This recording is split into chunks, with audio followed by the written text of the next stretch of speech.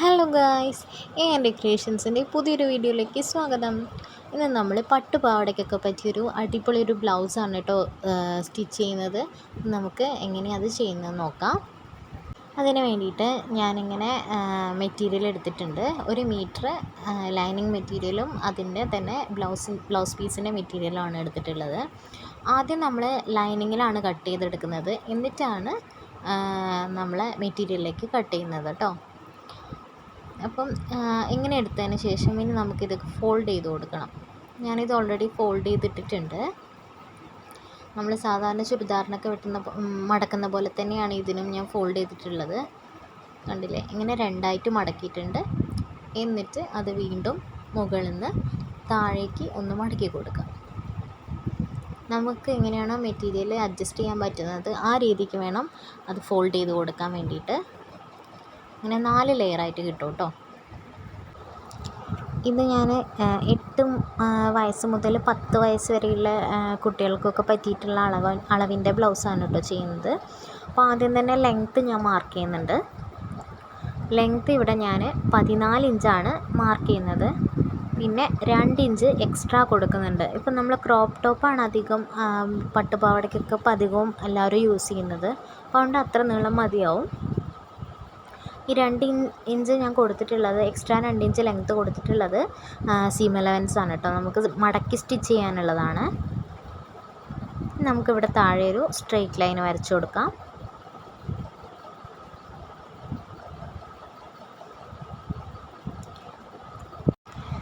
ഇനി നമുക്ക് ഷോൾഡറിൻ്റെ പോർഷനും ആ നെക്കിൻ്റെ ലെങ്ത്തും വിഡ്ത്തും എത്രയാണെന്ന് മാർക്ക് ചെയ്യണം. ഞാനിവിടെ ടോട്ടൽ കൊടുത്തിട്ടുള്ളത് 5.5 ഇഞ്ചാണ് കൊടുത്തിട്ടുള്ളത്. ഷോൾഡറിൽ 5.5 ഇഞ്ച് കൊടുത്തിട്ടുണ്ട്. ഇനി നെക്ക് മാർക്ക് ചെയ്ത് കൊടുക്കാം. നെക്ക് ഞാനിവിടെ ഇവിടുന്ന് ഇങ്ങോട്ടേക്ക് 2.5 ഇഞ്ചാണ് കൊടുക്കുന്നത് കേട്ടോ. 2.5 ഇഞ്ച് മാർക്ക് ചെയ്ത് കൊടുക്കുന്നുണ്ട്. അപ്പോൾ നെക്കും ഷോൾഡറും മാർക്ക് ചെയ്ത് കഴിഞ്ഞു. ഇനി നമുക്ക് നെക്കിൻ്റെ ലെങ്താണ് മാർക്ക് ചെയ്യേണ്ടത്. ഇത് നമ്മൾ 2.5 ആണ് വിഡ്ത്ത് എടുത്തിട്ടുള്ളത്. ടോട്ടൽ ഇവിടുന്ന് ഷോൾഡർ എടുത്തിട്ടുള്ളത് 5.5 ആയിരുന്നു. അപ്പം അവിടെ ഷോൾഡർ 3ഉം ഇത് 2.5 ആണ് കേട്ടോ. ഞാൻ മനസ്സിലാവാൻ വേണ്ടിയിട്ടാണ് മെഷർമെൻറ്റ് ഇങ്ങനെ എഴുതി കാണിക്കുന്നത്. ഇനി നെക്ക് ലെങ്ത്ത് ഞാനിവിടെ 4.5 ഇഞ്ചാണ് നെക്ക് ലെങ്ത്ത് താഴേക്ക് എടുക്കുന്നത്. 4.5 1/2 ഇഞ്ച് കൂട്ടി 5 ഇഞ്ച് മാർക്ക് ചെയ്യുന്നുണ്ട്. 1/2 ഇഞ്ച് നമ്മൾ മുകളിൽ വരുന്ന സമയത്ത് സ്റ്റിച്ചിങ്ങിന് വേണ്ടിയിട്ട് പോവുമല്ലോ, അതുകൊണ്ടാണ് കേട്ടോ അങ്ങനെ എടുക്കുന്നത്. അപ്പോൾ 5 ഇഞ്ച് ഞാൻ നെക്ക് ലെങ്ത്ത് എടുത്തിട്ടുണ്ട്.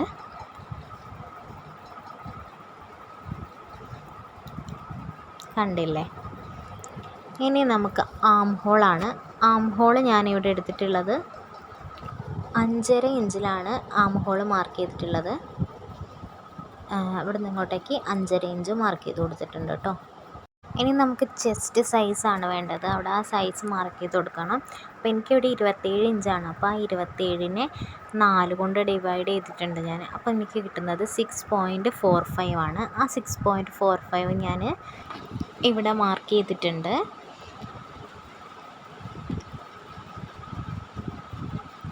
ഇവിടുന്ന് ഇങ്ങോട്ടേക്കാണ് കേട്ടോ 6.45 മാർക്ക് ചെയ്തത്. ഇനി നമുക്കതിൻ്റെ സ്റ്റിച്ചിങ് ഗ്യാപ്പും കൂടി വേണം. അതിന് വേണ്ടി ഞാനിവിടെ ഒരു 2 ഇഞ്ചും കൂടി എക്സ്ട്രാ കൊടുക്കുന്നുണ്ട്. സീം അലവൻസ് ആയിട്ട് 2 ഇഞ്ച് എക്സ്ട്രാ കൊടുത്തിട്ടുണ്ട്. അതായത് 6.45 പ്ലസ് 2 ഇഞ്ച് അങ്ങനെയാണ് വരിക. ഇനി നമുക്കിവിടെ ആം ഹോൾ കർവായിട്ട് വരച്ചു കൊടുക്കണം. അതിന് വേണ്ടി ഞാനിവിടെ 1/2 ഇഞ്ച് മുകളിലേക്ക് ഇങ്ങനെ ജസ്റ്റ് മാർക്ക് ചെയ്ത് കൊടുക്കുന്നുണ്ട്. 1/2 ഇഞ്ച് മുകളിലേക്ക് ഇങ്ങനെ ജസ്റ്റ് ഒരു മാർക്ക് കൊടുക്കുക. എന്നിട്ട് അത് ആ കർവ് ഷേപ്പിൽ ഇങ്ങനെ വരച്ചു കൊടുക്കുക.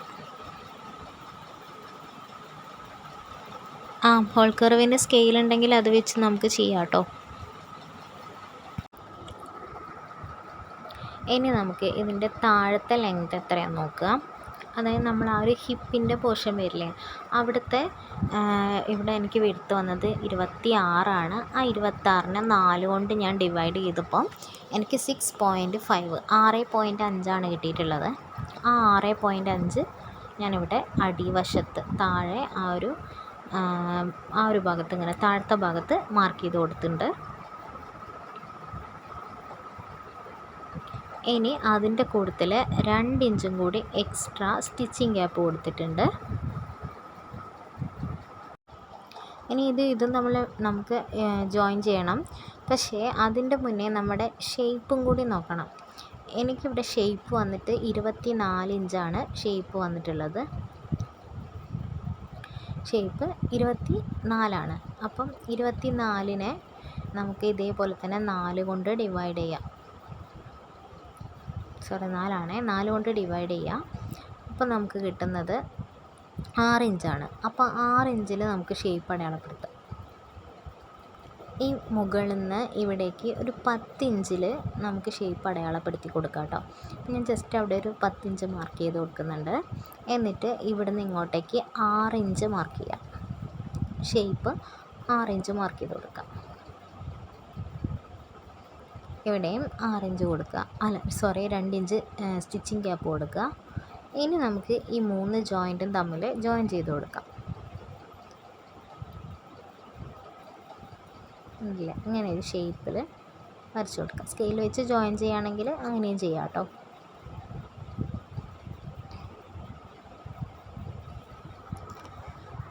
ഇത്രയേ ഉള്ളൂ നമ്മൾ മെഷർമെൻറ്റ്സ് മാർക്ക് ചെയ്യാൻ. ഇത് കട്ട് ചെയ്തെടുക്കാം കേട്ടോ.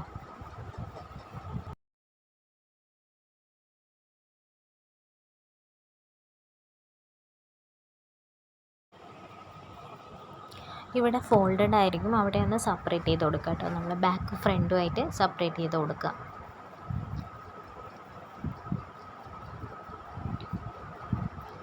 അപ്പം നമുക്കിങ്ങനെ ഇത് 2 പീസ് കിട്ടിയിട്ടുണ്ടാവും. ബാക്ക് പീസും ഇത് ബാക്ക് പീസും അല്ല, ഒന്ന് ഫ്രണ്ട് പീസും ബാക്കിൽ അടിയിലത്തെ ബാക്ക് പീസും ആണ് കേട്ടോ.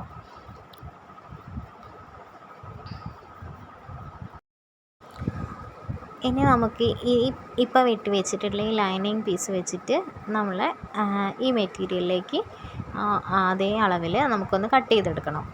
അപ്പം അതിന് വേണ്ടിയിട്ട് ഞാൻ നേരത്തെ ചെയ്തതുപോലെ തന്നെ നമുക്ക് എങ്ങനെയാണോ മെറ്റീരിയൽ കിട്ടുന്നത് അതേപോലെ തന്നെ ഇത് ഫോൾഡ് ചെയ്ത് കൊടുക്കണം.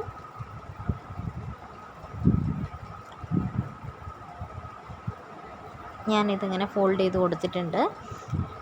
ഇനി നമ്മൾ നേരത്തെ കട്ട് ചെയ്ത് വെച്ചിട്ടുള്ള പീസ് ഇങ്ങനെ മുകളിലായിട്ട് വെച്ച് കൊടുക്കുക. എന്നിട്ട് അതേ അളവിൽ തന്നെ ഈ നല്ല മെറ്റീരിയലും കൂടി നമുക്കത് കട്ട് ചെയ്തെടുക്കാം കേട്ടോ. ഞാനിത് 2 പീസായിട്ട് കട്ട് ചെയ്തെടുത്തിട്ടുണ്ട്. നല്ല മെറ്റീരിയലിലും ലൈനിങ് പീസിലും നമ്മൾ കട്ട് ചെയ്തെടുത്തിട്ടുണ്ട്. കണ്ടില്ലേ, ഇതേപോലെയാണ് കട്ട് ചെയ്തെടുക്കുന്നത്.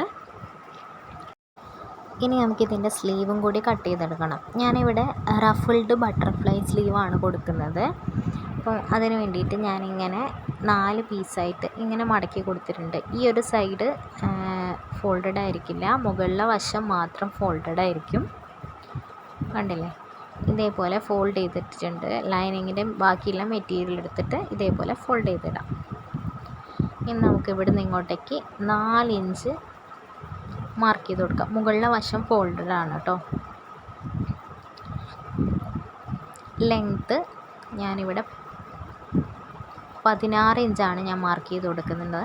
നമുക്ക് ഒരുപാട് പ്ലീറ്റ്സ് വേണമെന്നുണ്ടെങ്കിൽ നമുക്കതിനനുസരിച്ചിട്ട് താഴേക്കുള്ള ലെങ്ത്ത് കൂട്ടാവുന്നതാണ് കേട്ടോ.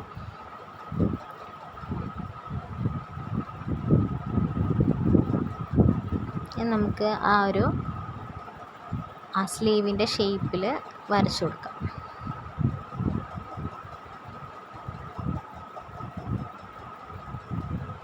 കണ്ടില്ല, ഇനി ഇത് നമുക്ക് കട്ട് ചെയ്തെടുക്കാം.